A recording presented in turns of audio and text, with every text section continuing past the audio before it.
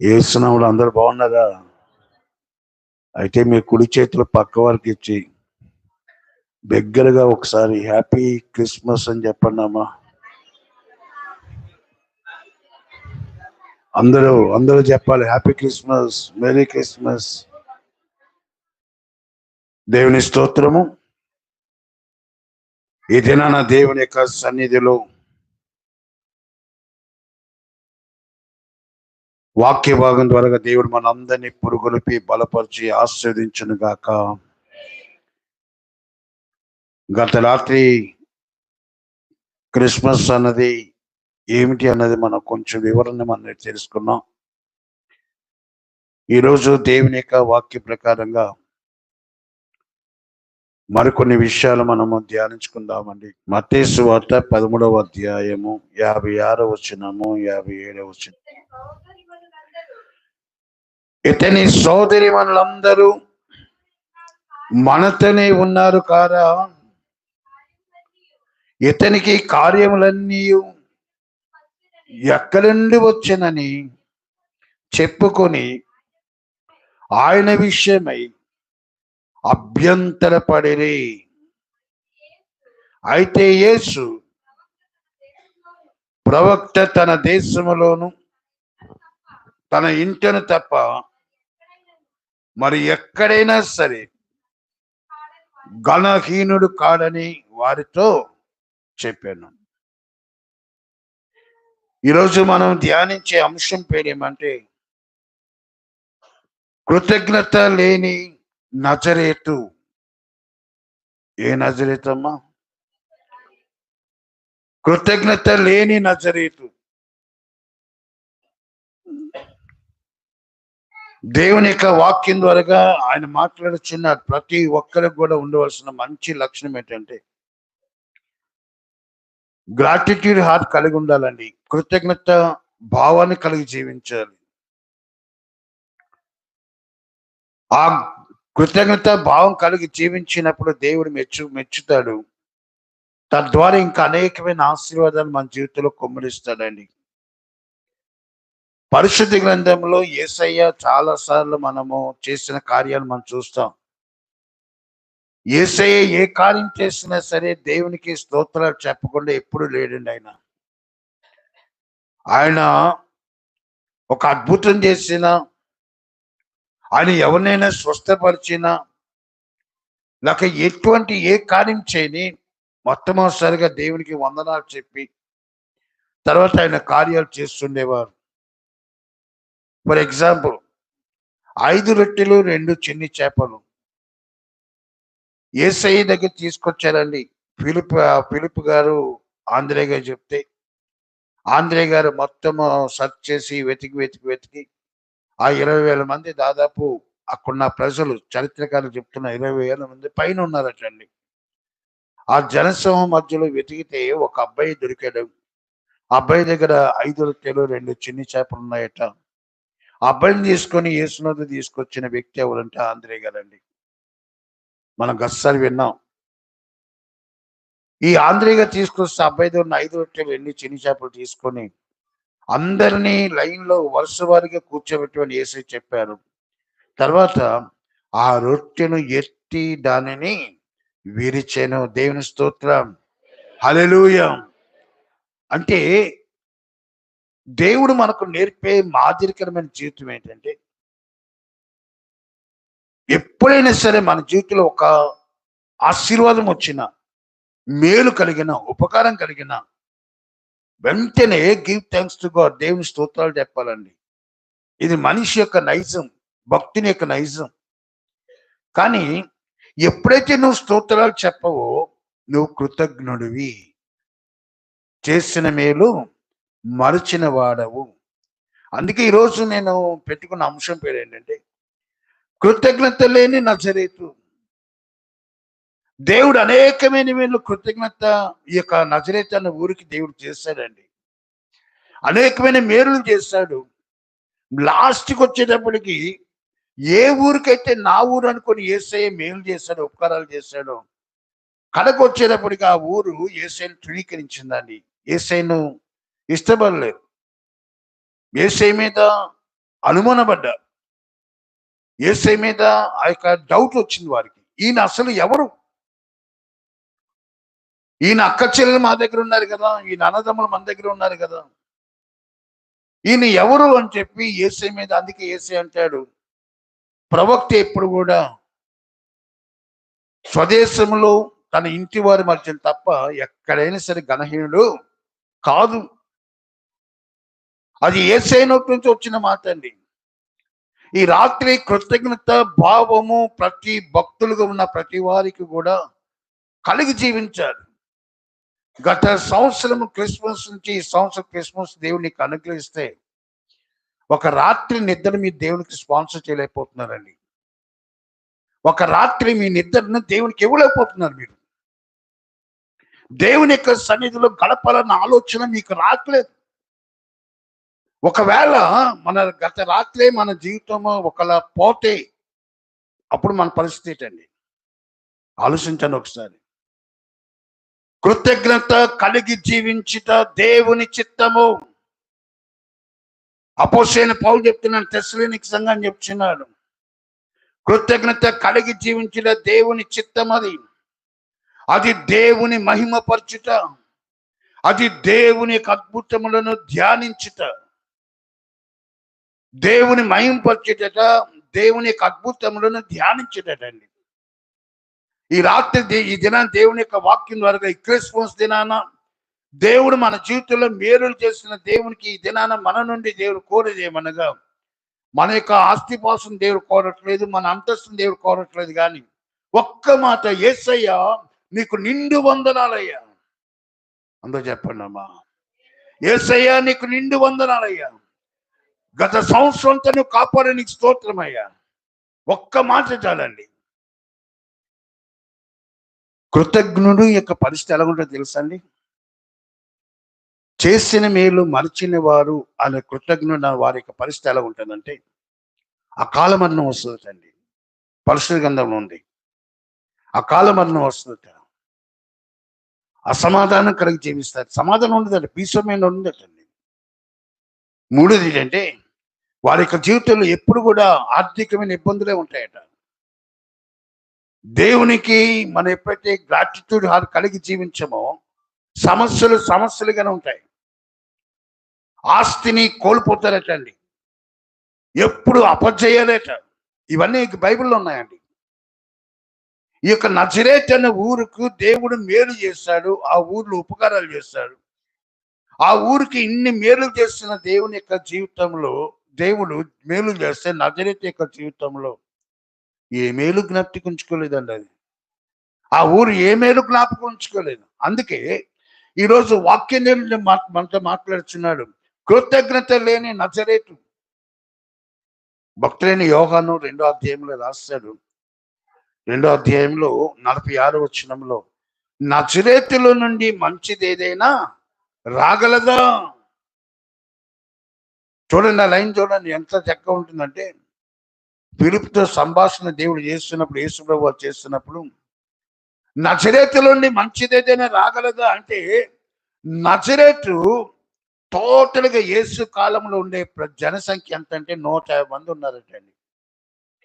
యేసయ్య సంచారం చేసినప్పుడు అక్కడ 150 మంది మాత్రమే ఉన్నారట. ఈ నజరేతు అన్న మాటకు అర్థం ఏంటంటే చిగురు అని అర్థం అండి. నజరేతు అనగా చిగురు. ఈ చిగురుగా ఉన్న నజరేతును దేవుడు వటవృక్షంగా మార్చాడండి. అమ్మా జాగ్రత్త, అందరూ వినాలమ్మా. చిగురుగా ఉన్న నజరేతును దేవుడు మహావృక్షంగా మార్చాడు. ఇప్పుడు మహావృక్షంగా మార్చబడిన నజరేతు ఎలా ఉండాలంటే, అనుక్షణము దేవునికి స్తోత్రాలు చెప్తాను, ఆయన నీకు వందనాలయ్యా, నేను చిగురుగా ఉన్నప్పుడు నన్ను ఇంత స్థాయిలో నిలబెట్టావు, నీకు వందనాలు, నీకు వందనాలు దేవుని చెప్పాల్సిన నజరేతు దేవునికి వందనాలు చెప్పలేదటండి. అందుకే యేసయ్య బాధపడుతున్నాడు. బాధపడుతున్నాడండి. ఈ దినాన్ని దేవుని యొక్క వాక్యంగా మాట్లాడుతూ ఈ నజరేతుకు రాజు గ్రంథాలు అంటాడు, దీనిని కాబూల్ అని పిలిచారటండి. ఈ నజరేతుని పాత నిబంధన ప్రకారంగా కాబూల్ అని పిలిచారట. కాబూల్ అన్న మాటకు అర్థం ఏంటంటే, అది టోటల్గా నిష్ప్రయోజనము, ప్రయోజనకరము కానిది, ఎన్నిక లేనిది, ఆ ఎన్నికలేని గ్రామాన్ని ఎన్నికైన గ్రామంగా మార్చిన వాడు తండ్రి అయిన దేవుడు అండి. మీకు అర్థమవుతుందని చెప్తున్నాను. ఎన్నికలేని యొక్క నజరేతును ఎన్నికైన గ్రామంగా మార్చిన పరిశుద్ధుడైన దేవుడు, ఎల్లప్పుడూ కూడా యేసు నామాన్ని జపించవలసిన నజరేతు, యేసు నామం లేకపోతే నేను జీవించలేను అని చెప్పవలసిన నజరేతు యేసు నామాన్ని తృణీకరిస్తుందండి. సౌకర్యం లేని యొక్క గ్రామం, అసౌకర్యం కలిగిన గ్రామం, వీరికి వేరే భాష రాదు, వేరే యొక్క మాట రాదు, వారికి తెలిసిన భాషే. ఆ ప్రాంతంలో ఉన్న వారందరూ అనాగరికులు, నాగరికత తెలియని వారు, సరైన జీవితం లేని వారు. అందుకే యోహాను భక్తుడు నజరేతు నుంచి ఏదైనా మంచిది వస్తుందండి. అసలు ఆనంద సుమా, అది ఎందుకు పనికిరాని గ్రామం, అది కుగ్రామము, అది అసహ్యమైన గ్రామము. చాలా గ్రామాలు ఈ దినాల్లో ఉన్నాయండి, ఇంకా ఉన్నాయి. కొన్ని గ్రామాలు అయితే మంచినీరు కూడా దొరకదు. అటువంటి భయంకరమైన గ్రామాలు కూడా ఉన్నాయి, ఇప్పటికీ ఉన్నాయి. ఆ దినాల్లో యొక్క నజరేతుకు ఇంత గొప్పగా మాట్లాడుతున్నారండి. కానీ ఈ నజరేతును దేవుడు ఎంత గొప్పగా మార్చారంటే, ఈ నజరేతును ప్రజలు పొగిడారు, ప్రవక్తలు పొగిడారు, యేసయ్య పొగిడారు. ఆ పాలించిన వారందరూ కూడా ఈ నజరేతును పొగుడుతూనే వచ్చారండి. ఈ నజరేతు నుంచి మంచిదేదని రాగలదా అని అడిగిన గ్రామం మాటను, నిష్ప్రయోజనకరమైన గ్రామాన్ని ప్రయోజనకరంగా మార్చడానికి యేసయ్య నజరేతులో అడుగుపెట్టాడండి. చూడండి, మత్తయి సువార్త 2వ అధ్యాయము, మత్తయి సువార్త 2వ అధ్యాయము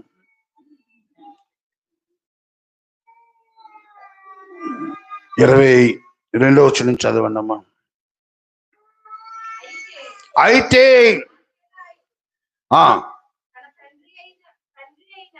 అర్కెలాయు తన తండ్రి అయిన హేరోదునకు ప్రతిగా యూదయ దేశం ఏలుచున్నారని విని అక్కడికి వెరచి స్వప్నమందు దేవుని చేత బోధింపబడిన వారై గలిలయ ప్రాంతమునకు వెళ్ళి నజరేతు అనే ఊరికి వచ్చి అక్కడ కాపురం ఉండెను. ఈ గలిలయ ప్రాంత పాలస్తీనా దేశంలో ఉందండి. పాలస్తీనా దేశంలో గలిలయ రాష్ట్రం చిన్న గ్రామం ఉంది. ఆ గ్రామం పేరు నజరేతు. ఈ గ్రామం గురించి వర్ణించడానికి అంటూ ఏమి లేదండి. ఇది కొండ చర్యల మధ్యన ఉన్న గ్రామము, బందిపోట్లు దొంగల యొక్క నిలయము. ఇక్కడ అనేకమైన హత్యలు, కూనికోర్లు జరిగిన ప్రాంతము. ఈ యొక్క ప్రాంతంలో ఒక వ్యక్తి నివసించడం చాలా కష్టదాయకమైన ప్రాంతం అండి. అటువంటి యొక్క ప్రాంతానికి యేసయ్య అక్కడ ప్రయాణమైనట్టుగా మనం చూస్తున్నాం. దీనిని భక్తులు ఏమన్నారంటే ప్రేతల యొక్క ప్రాంతము అని వర్ణించారండి. ప్రజలు దీన్ని చీకటి ప్రాంతం అన్నారు, కాబూల్ అన్నారు. రకరకాలైన పేర్లు, రకరకాలైన వర్ణన ఇక్కడ పెట్టి ఉన్నారండి. ఈ కాబూల్ నిష్ప్రయోజనమైన గ్రామాన్ని, ఈ నజరేతు నుంచి మంచిది రాదు అని అందరి చేత హేళన చేయబడిన గ్రామాన్ని యేసయ్య ఆ గ్రామాన్ని ఎన్నుకున్నాడండి. ఈ దినాన ఒక్క మాట మన జ్ఞాపకం పెట్టుకోవాలి. ఎప్పుడైతే మనుషులందరి చేత నువ్వు పొగుడుపడతావో, మనుషులందరి చేత శభాషాన్ని పడతావో, నిన్ను యేసయ్య పట్టించుకోడండి. ఎప్పుడైతే యేసయ్య ఒక మనిషిని మానవులందరూ తినీకరిస్తారు, అవమానపరుస్తారు, నిందిస్తారు, తక్కువ స్థాయిలో చూస్తారు, వీడు ఎందుకు పనికిరవడని స్టాంప్ వేస్తారో అటువంటి వారిని నా యేసయ్య ఎన్నికైన వారికి చేయగల దేవుడు అండి. దేవుని స్తోత్రం, హల్లెలూయా. నజరేతును ఊరు మొత్తము వెలివేసింది, కానీ నా యేసయ్య దాన్ని స్వీకరించాడండి. నా యేసయ్య నజరేతును హత్తుకున్నాడు. ఎన్నిక లేని గ్రామాన్ని ఎన్నికైన గ్రామంగా మార్చడానికి నా యొక్క పని, నా కర్తవ్యం వచ్చింది కాబట్టి నజరేతులో నివసించడానికి యేసయ్య వెళ్ళాడండి.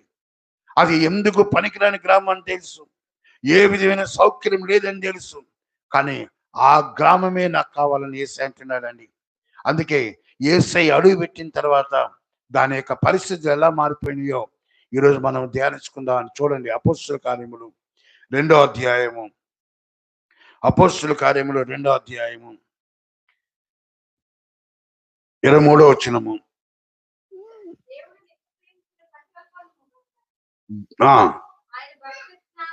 ఆ,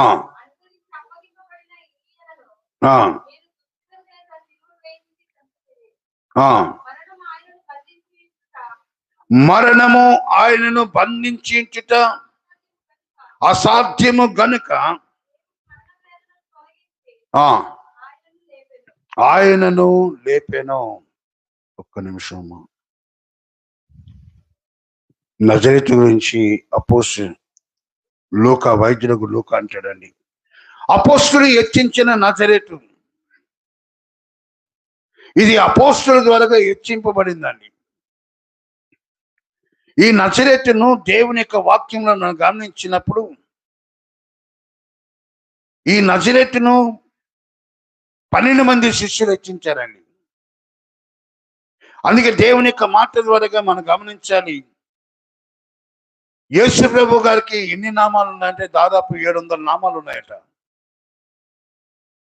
యేసయ్యకు 700 నామాలు ఉన్నాయి. అందులో ఒక నామము నజరేయుడు. ఏ నామము? ఈ నజరేయుడు అన్న మాట మీద ఎన్ని పాటలు మనం పాడుతున్నాం. యేసయ్య అన్న నామము 700 నామాలు, ఒక నామము నజరేయుడు. యేసు జన్మించడానికి యెరూషలేమును దేవుడు ఏర్పాటు చేసుకోలేదు. యేసయ్య ఆ ప్రాంతంలో ఉండడానికి రోము పరిపాలించే రోమును దేవుడు ఏర్పాటు చేసుకోలేదు. యేసయ్య ప్రాంతంలో ఉండడానికి ఫిలాసఫర్స్ నివసించే ఎథెన్స్ దేవుడు ఏర్పాటు చేసుకోలేదు. కానీ ప్రవక్తల చేత ప్రవచింపబడిన నజరేతును దేవుడు ఏర్పాటు చేసుకున్నాడండి. ఈ దినాన మొట్టమొదటి యొక్క స్టెప్ ఏమనగా, అపోస్తలులైన శిష్యులైన 12 మంది ఈ నజరేతును హెచ్చించాడండి. ఈ నజరేతును హెచ్చించు వచ్చాడు, గొప్ప చేస్తూ వచ్చాడు. ఈరోజు వాక్యం వింటున్న దేవుని యొక్క సంగమా, అపోస్తలుల చేత హెచ్చింపబడిన నజరేతు. రెండోదిగా యోహాను సువార్త 19:19 సిలువపై హెచ్చింపబడిన నజరేతు. సిలువపై హెచ్చింపబడిన నజరేతు. యేసు ప్రభు యొక్క స్థలం మీద 4 అక్షరాలు ఉంటాయండి. ఎవరైనా చెప్తారమ్మా యవనస్తులు? INRI. ఐసెస్ నజరేసస్ రాక్స్ ఐడియోలియం. ఈ INRI అన్న పదం మనం గమనించినప్పుడు యేసుక్రీస్తు గురించి, అక్కడ నజరేయుడైన యేసు ప్రభు గురించి రాయబడిన మాట అండి. అంటే తన సిలువ మోస్తున్నంత వరకు ఆ యొక్క నజరేతును పైకి తీసుకుని వెళ్ళాడు. ఏ గ్రామానైతే ఏర్పాటు చేసుకున్నాడు, ఏ ప్రదేశాన్ని ఏర్పాటు చేసుకున్నాడు, తన సిలువను, అంటే యేసయ్యను అందరూ చూస్తారండి. ఆ గొల్గొతా పర్వతమైన యేసయ్య సిలువ వేసినప్పుడు ప్రతి వారి కన్నులు యేసయ్యను చూస్తున్నారు. ఆ యేసయ్యను చూసినప్పుడు యేసు తల మీద ఉన్న అక్షరాలను చదవక ఎవరూ మానరండి, అందరూ చదువుతారు. అంటే దాన్ని బట్టి అర్థం ఏమనగా, నజరేతు ఏ స్థాయికి వెళ్ళిపోయిందో చూడండి. ఒక పనికిరాని గ్రామము, ఒక ఎన్నిక లేని గ్రామము, అందరి చేత హేళన చేయబడిన గ్రామం, అది అపవిత్రమైన గ్రామము, అది దయాల కొంప అని పిలువబడిన గ్రామము, అది కాబూల్ అని పిలువబడిన గ్రామము. యేసయ్య నెత్తిన పెట్టుకున్నాడండి. నజరేతు నెత్తిన పెట్టుకుని మోసాడు ఆయన. ఇది నా వాక్యం వింటున్న దేవుని యొక్క సంగమం, ఆ యొక్క నజరేతుని యేసయ్య మోసినట్టుగా నిన్ను నన్ను మోసాడే. ఈ సంవత్సర పాటు మనం మోసుకొచ్చాడే, మన కుటుంబాలు మోసాడే, మన వ్యాపారాలను మోసాడే. ప్రయాసపడి భారం మోసుకుంటున్న సమస్య జనులారా, నా ఎద్దుకు రండి, నేను మీకు విశ్రాంతిని ఇస్తానని పిలుపునిచ్చిన దేవుడు మనకు విశ్రాంతిని ఇస్తూ, మన కష్టాల్లో, మన బాధల్లో, మన సమస్యలు, మన ఇబ్బందుల్లో ఆయన మనకు తోడుగా ఉంటూ మనల్ని ఆకట్టుకొని జీవిస్తే మనం ఎలాగున్నామండి? మనం ఏ రీతిగా దేవునికి కృతజ్ఞత భావాన్ని వెల్లడి చేస్తున్నామా? కృతజ్ఞులుగా జీవిస్తున్నామా? అపోస్తలులు హెచ్చించిన నజరేతు. రెండోదిగా సిలువపై హెచ్చింపబడిన నజరేతు. ఆ యొక్క సిలువ పైన ఒక చిత్రకారుడు ఎప్పుడు గీసినా సరే, యేసు ప్రభు సిలువ వేయమని ఎవరన్నా చెప్పండి, మన బ్రశ్రమ సిలువ వేయమని చెప్తే ఖచ్చితంగా దాని మీద ఈ 4 అక్షరాలు రాయాలండి. లేకపోతే ఆ యొక్క సిలువకు విలువ లేదు. ఖచ్చితంగా ఈ 4 అక్షరాలు ప్రింటింగ్ రావాలండి.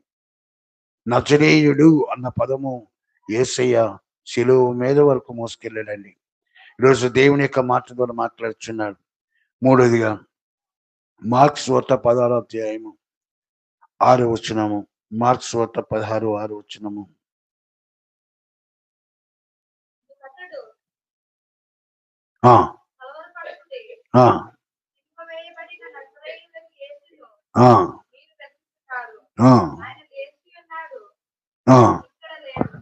ఓకే, అపోస్తుల చేత హెచ్చింపబడిన నజరేతు అని చెప్పాను కదమ్మా. అది అపోస్తుల కార్యం 2వ అధ్యాయం 22వ వచనం రాయబడి ఉంది.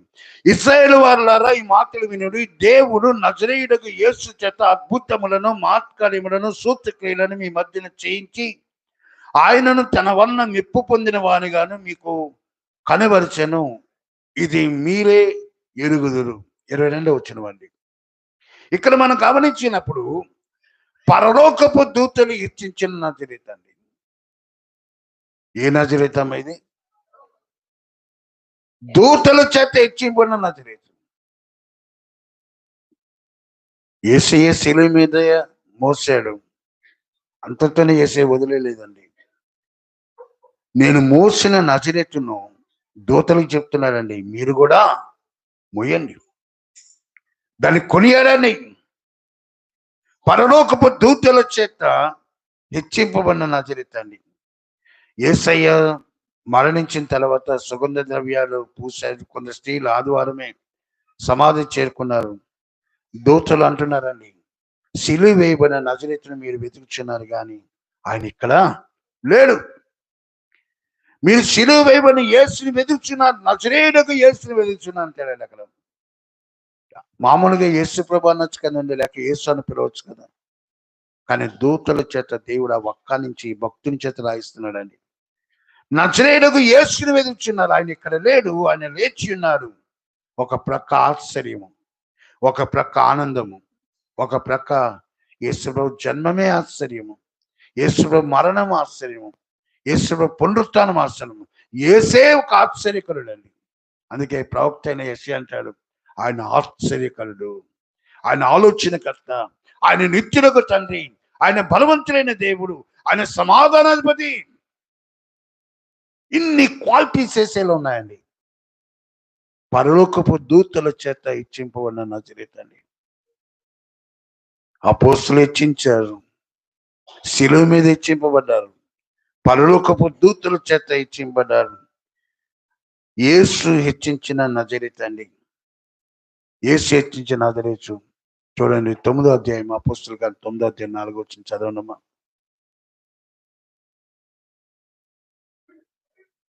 9వ అధ్యాయం 4వ వచనం.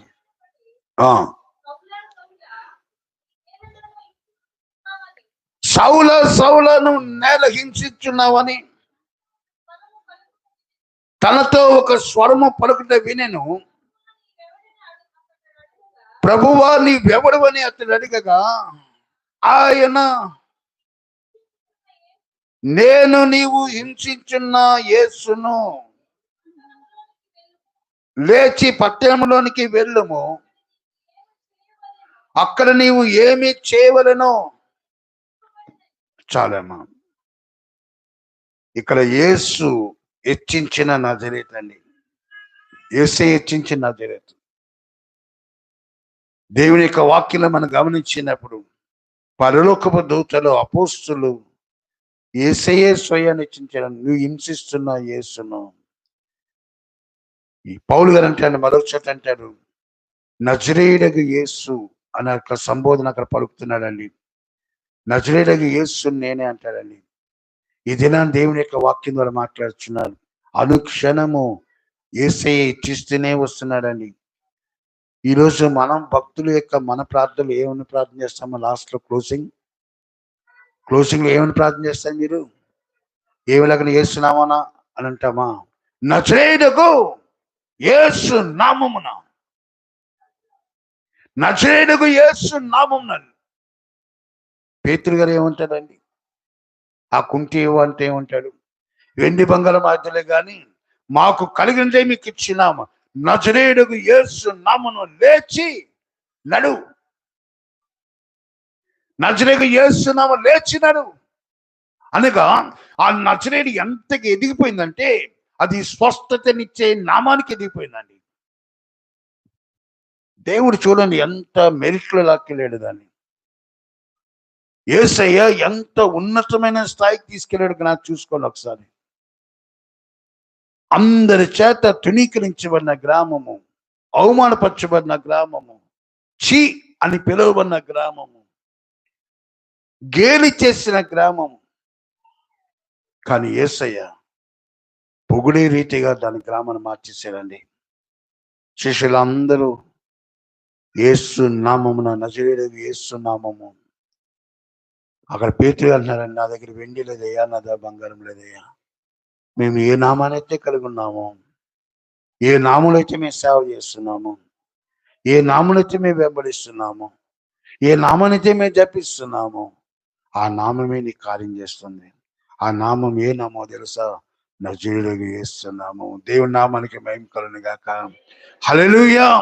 ఆ నజరేయుడగు యేసు నామంలో ఈ రోజు మనం సజ్జీలుగా కూర్చున్నామండి. నజరేయుడగు యేసు నామంలో మన జీవితాలు స్వస్థతనిచ్చి దేవుడు మనల్ని బలపరిచి కూర్చుని పెట్టాడు. ఏ ప్రమాదాలు నీకు వాటెళ్ళకుండా, ఏ కష్టం నీకు వాటెళ్ళకుండా, నీ కాళ్ళను కీళ్ళను నరాలను బలపరిచి, నీ యొక్క ఎముకలకు సత్తునిచ్చి దేవుడు నిన్ను ఇక్కడ కూర్చోబెట్టాడండి. ఇప్పుడు ఆలోచించండి, ఆయన చేసిన మేలుకు నువ్వు కృతజ్ఞత కలిగి జీవిస్తావా, లేక ఆయన చేసిన మేలు మరచి కృతజ్ఞతగా జీవిస్తావా? క్రిస్మస్ అనగా దేవునికి స్తుతులు చెల్లించడే క్రిస్మస్. క్రిస్మస్ అనగా దేవుని భక్తి భావంతో ఆరాధించడే క్రిస్మస్. క్రిస్మస్ అనగా సంపూర్ణమైన మనస్సు కలిగి దేవునికి ఇచ్చుటే క్రిస్మస్. నా జీవితానికి ఇస్తున్నానయ్యా, నా బ్రతుకు నీకు ఇస్తున్నానయ్యా, అది క్రిస్మస్ అండి. పోయిన సంవత్సరం మా అమ్మ ఉంది, ఈ సంవత్సరం మా అమ్మ లేదు. చెప్పలేమండి, ఎవడు ఎప్పుడు పోతాడో తెలియదు. నిన్నటి దినాన అలా తోటలోకి వెళ్ళింది, అంతే వెళ్ళింది, అలా నడుచు వెళ్తుంది, పడిపోయిందండి, అయిపోయిందండి. దేవునికి ఆరోగ్యాన్ని ఇచ్చి కాపాడుతూ వస్తుంటే జ్ఞాపకం పెట్టుకోండి అమ్మా, దేవుడు వెక్కిరింపబడ్డాడు. దేవుడు వెక్కిరింపబడ్డండి. నువ్వు ఏమి విత్తుతావో అదే పంట కోస్తావు. అది నేనైనా మీరైనా ఎవరైనా సరే. నువ్వు దేవునికి భక్తి భావం కలిగి జీవిస్తావా, నీ కుటుంబం ఆ రీతిగానే ఉంటుంది. దేవుని వ్యతిరేకిస్తామా, ఆ రీతిగానే ఫలాలు ఉంటాయండి. కాకపోతే అటు ఇటు అవుతాయి. నేను ఎవరిని ఖండించట్లేదమ్మా, అర్థం చేసుకోండి. దేవుని ఎప్పుడు కూడా గేలి చేయడానికి ట్రై చేయకండి. నా దేవుని యొక్క నామము ఉన్నతమైన నామము, నా దేవుని యొక్క నామము పరిశుద్ధమైన నామము, నా దేవుని యొక్క నామము అతి శ్రేష్టమైన నామము. ఆ యేసు నామములో నువ్వు మోకరించి ప్రార్థన చేసినప్పుడు, యేసయ్యా నిండు మనస్సు కలిగి నేను వెంబడించడానికి నేను సిద్ధంగా ఉన్నానయ్యా, అది రావాలండి. ఆ ఫుల్నెస్ రావాలి, అది దేవుడు కోరుతున్నాడు. 50-50 కాదని దేవుడు కోరేది, సగం సగం కాదు దేవుడు కోరేది. నువ్వు నిండు మనసు కలిగి వెంబడించిన దినానే దేవుని యొక్క ప్రార్థన అంగీకరిస్తాడు, నీ ప్రార్థన స్వీకరిస్తాడండి. మన అందరము సగంగాలమే, అందరూ సగంగాలమేండి. అందుకే అటు ఇటు అవుతున్నాయి. దేవుడేమో ఆశీర్వాదాలను నోటి దగ్గరగా పెడుతున్నాడు, దాన్ని పుచ్చుకోవడానికి మనము అందుకోలేకపోతున్నామండి. రోజు వాక్యం వింటున్న దేవుని యొక్క సంగమా, స్వస్థత ప్రార్థనలు హెచ్చింపబడిన నజరేతు. నువ్వు ఎవరికొస్తేనే ప్రార్థన చేసినప్పుడు, అయ్యా పేతురు గారిని అక్కడ వాడుకున్నా కదా నాయన, పేతురు గారిని అక్కడ వాడుకున్నా కదా, ఈరోజు నన్ను వాడుకున్నాయన స్వస్థపరిచే నామంలో నువ్వు యేసు నామాన్ని నువ్వు పలుకు. ఇది నేను వాక్యం ద్వారా మాట్లాడుచున్నాడని ఒకసారి మనం పరీక్షించుకోవాలండి. మన జీవితము దేనిని పోలి జీవిస్తుందండి? మన జీవితము దేన్ని పోలి జీవిస్తుంది? నజరేతు వలె ఉన్నామా? కొంతమందికి ఎలా ఉంటుందో తెలుసా అండి, మన యవన బిడ్డలకి ఏదో ఆనవాయితీగా వస్తున్నా పోతున్నాం అని అనుకుంటున్నారు తప్ప, నా యేసయ్య నామము శ్రేష్టమైన నామము. సమయం పోతే రాదమ్మా. నా లైఫ్లో 9 సంవత్సరాలు వేస్ట్ చేసుకున్నాను. 9 సంవత్సరాలు. ఇప్పుడు నేను బాధపడుతున్నాను. ఆ 9 సంవత్సరాలు నేను చాలా అనవసరంగా పాడు చేసుకున్నానని. అప్పుడు సమయం పోయిన తర్వాత నువ్వు ఏడిస్తే దాని ప్రతిఫలం ఏం లేదు. సమయం ఉన్నప్పుడే సద్వినియోగం చేసుకోండి. మీ చిన్న వయసులోనే దేవునికి సమర్పించుకోండి. 17 సంవత్సరాలు కలిగిన జాన్ వెస్లీ చిన్న వయసులో దేవుని సమర్పించుకున్నాడండి. మహాభక్తుడిగా వాడబడ్డాడు. 17 సంవత్సరాల్లో దేవుని యొక్క అభిషేకం ఆయన మీద ఉంది. ఆయన దగ్గరికి పెద్ద పెద్ద భక్తులు వచ్చి ఆయన దగ్గర ప్రార్థన చేయించుకున్నారండి. ఈరోజు నిన్ను నన్ను దేవుడు వాడుకొని ఆశపడుతున్నాడండి. దీన మనసులో ఉన్న నజరేతును, పతనా స్థితిలో ఉన్న నజరేతును వటవృక్షంగా దేవుడు మార్చేశాడండి. ఒకప్పుడు మన స్థితి ఎలా ఉండేదో ఆలోచించండి. మన బిడ్డల యొక్క స్థితి ఎలా ఉండేదో ఆలోచించండి. రైతుపాటుకు వెళ్ళిన బిడ్డలను దేవుడు సలంగలుగా మార్చాడండి. రైతుపాటుకు వెళ్ళే బిడ్డలను దేవుడు సలంగలుగా మార్చాడు. సంవత్సరం పాటు మన వాళ్ళకి ఇచ్చినంత వ్యాపారము నాకు తెలిసినంత ఎవరికి ఇచ్చుండడు. అంత మంచిగా దేవుడు నిన్ను ఆశ్రయిస్తుంటే ఏం చూపిస్తున్నారండి మీ ప్రేమ? యేసయ్య పట్ల ఎలాంటి ప్రేమ చూపిస్తున్నారు? మీ తొలి ప్రేమను విడిచిపెట్టాను యేసయ్య మన మీద నేరారోపణ చేస్తున్నాడని మీ తొలి ప్రేమను వదిలేస్తున్నారు. యేసయ్యను మీరు ప్రేమించడం మరి ఎప్పుడు 24 hours ఉదర పోషణార్థమే ఆలోచిస్తున్నాడు. కానీ నా దేవుని యొక్క మందిరానికి వెళ్ళాలి, నాకు ఆయుష్నిచ్చాడు, నాకు క్షేమాన్ని ఇచ్చాడు, నాకు ఆరోగ్యాన్ని ఇచ్చాడు, ఏ హాస్పిటల్కి వెళ్లకుండా నన్ను కాపాడుతూ వస్తున్నాడు. అగాధం లాంటి సముద్రంకి వెళ్తున్నప్పుడు, జర్నీ చేస్తున్నప్పుడు దేవుడు నాకు ఆ ఇంజిన్ యొక్క బారిలో పడకుండా, ఆ తుఫాన్ దాటిలో పడకుండా నన్ను కాపాడుతున్నాడే. ఒకసారి యేసయ్యకి వందనాలు చెప్పొస్తాను. అదండి గ్రాటిట్యూడ్ హార్ట్. అది దేవుడు చేసిన మేలు జ్ఞాపం చేసుకోవడం అండి. ఇక ఇంతకన్నా నేనేం చెప్పలేను. ఈ క్రిస్మస్ దినాన కృతజ్ఞత కలిగిన రీతిగా జీవిస్తే ఇంకా అధికమైన ఆశలు ఉంటాయండి. మనం పాడుతుంటారు పిల్లలు, స్తుతి ఆరాధన పైకి వెళ్తుంది, ఆశీర్వాదాలు కొమ్మలించబడతాయండి. స్తుతి ఆరాధనే లేదు, పైకి ఏమి వెళ్తాయండి? ఆశీర్వాదాలు ఎలా కొమ్మలించబడతాయి? ఆశీర్వాదం నా కోసం ప్రార్థన చేయండి, నా యొక్క వ్యాపారం కోసం ప్రార్థన చేయండి, నా కుటుంబం కోసం ప్రార్థన చేయండి. ఎక్కడి నుంచి వస్తాయమ్మా? మనకు లేని యొక్క భక్తి కాపురు ప్రార్థన చేస్తే ఏమొచ్చేస్తుంది? నాకు లేని యొక్క నా కాపురు ద్వారా ఎవరి రాదండి. ఇది ఎందుకు పనికిరాని యొక్క ప్రార్థన. ఒకవేళ కాపురు ప్రార్థన చేసినా సరే అది ఫలించింది కాబట్టి అప్పుడు ఏమంటాయి తెలుసా? పాస్టర్ గారి ప్రార్థన ఫలించట్లేదు, ఇంకెవరో, మెయిన్ నేనే, నువ్వే. అందుకే ఇక్కడ ఈరోజు దేవుడు నజరేతుని జ్ఞాపం చేస్తున్నాడండి. కృతజ్ఞత లేని నజరేతు ఇన్ని మేలులు కృతజ్ఞత చేస్తే ఆ ఊరిలో ఎవరికి తెలియదు, అంటే ఆ ఊరి గురించి ఎవరికి తెలియదు. ప్రతి ఒక్కరు ఈ యేసు ప్రభు నజరేయుడండి, ఈయన నజరేతు నుంచి వచ్చిన వాడండి అని అందరి చేత పొగిడింపబడుతుంటే ఆ యేసుని చూసి ఆ ఊరిలో ఏమన్నారంటే, ఎక్కడి నుంచి వచ్చిందండి ఈ జ్ఞానం? ఎక్కడి నుంచి వచ్చిన ఈ యొక్క అద్భుతాలు? ఈయన ఎవరండి? ఈయన అక్క చెల్లెలు మనతో ఉన్నా కదా, మనతో సహజం చేస్తున్నా కదా అని యేసుని బట్టి వారు అవమానపరుస్తున్నారండి. అందుకే ఇక్కడ మాట రాస్తున్నాడు. మత్తయి గారు పర్టికులర్గా రాసి పెట్టాడు. అది మట్టిగా రాసి పెట్టాడు. దాని భక్తుడైన యోహాని గారు కొంచెం వివరణ ఇచ్చాడు. నజరేతులోంచి మంచిది ఏదైనా రాగలదా? ఈరోజు మన జీవితాలు అంతేనండి. మన జీవితాలు అంతే, మన కుటుంబాలు అంతే. నేను దినదినము పై స్థాయికి తీసుకెళ్ళాలని దేవుని యొక్క అభిలాష, దేవుని యొక్క కోరిక. ఆ పై స్థాయికి వెళ్ళడానికి నువ్వు సంసిద్ధి కలిగి ఉంటే ఒక్క మాట యేసయ్య నీకు వందనాలు తండ్రి. ఆ పదము ప్రతి క్షణము నీ వ్యాపారము ఫలించినా ఫలించిపోయినా, నీ ఉద్యోగంలో ఫలించిపోయినా, నీ చేతి పనులు ఫలించిపోయినా ఎప్పుడు మన నోటి రావాల్సింది యేసయ్య నీకు వందనాలు. ఆయన యేసయ్య నీకు వందనాలు. 365 రోజులు దేవుడు నేను కాపాడినందుకు ఈ దినాన, క్రిస్మస్ దినాన నీ నోట నుండి దేవుడు కోరేది యేసయ్య నీకు వందనాలు. లేచి నిలబడినామా? అందరూ లేచి నిలబడండి. భజన చేయుచు భక్త పాలకం ప్రస్తుతింతుని నామమును.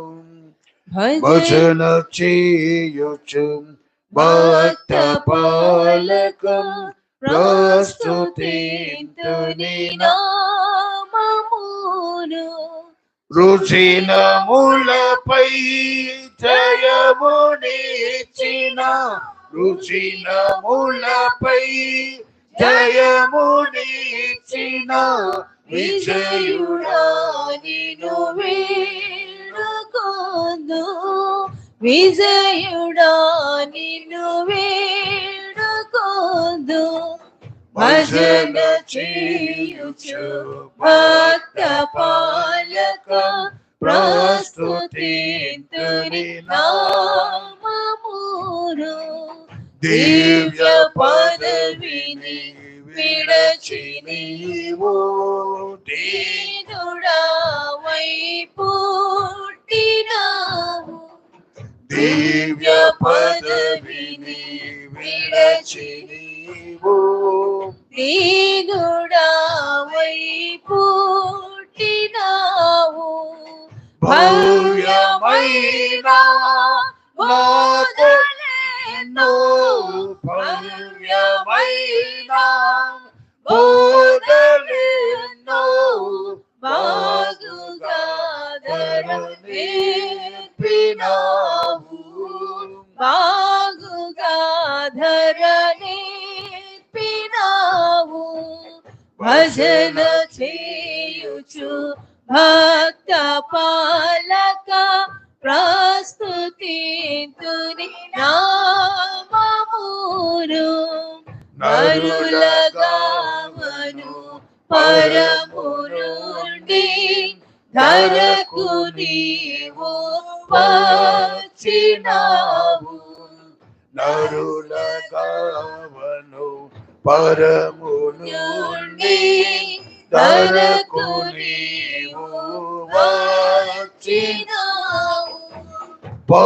పరుడనైనా నా కొరకుని పరుడనైనా నా కొరకుని ప్రాణము నర్పించినావు.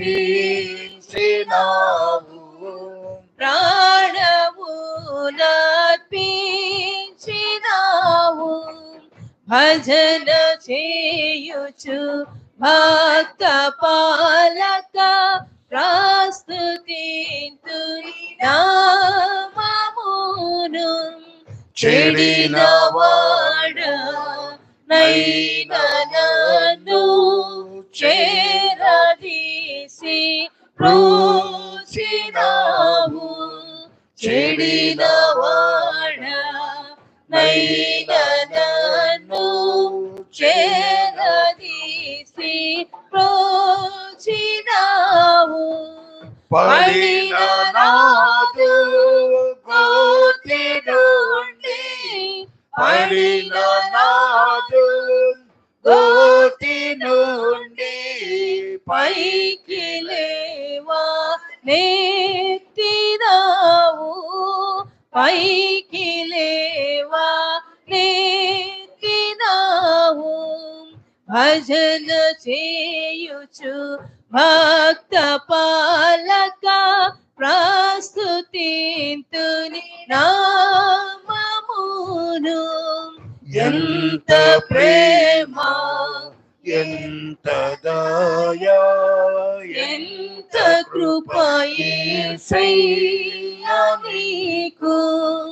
ఎంత ప్రేమ ఎంత దయా ఎంత కృప యేసయ్యా నీకు. ఇంతయనివా నీ పనిలలో ఇంతయనివా నీ పనిలలో ఎవరికిది సాధ్యము కాదు. ఎవరికిది సాధ్యము చేయుచు భక్త పాలక ప్రస్తుతింతురి నామమును భజన చేయుచు భక్త పాలక ప్రస్తుతింతురి నామమును రుచినములపై జయమునిచ్చిన రుచినములపై జయమునిచ్చిన విజయుడా నిన్ను వేడుకొందు విజయుడా నిన్ను వేడుకొందు భజన చేయుచు భక్త పాలక ప్రస్తుతింతుని నామములు భజన చేయుచు భక్త పాలక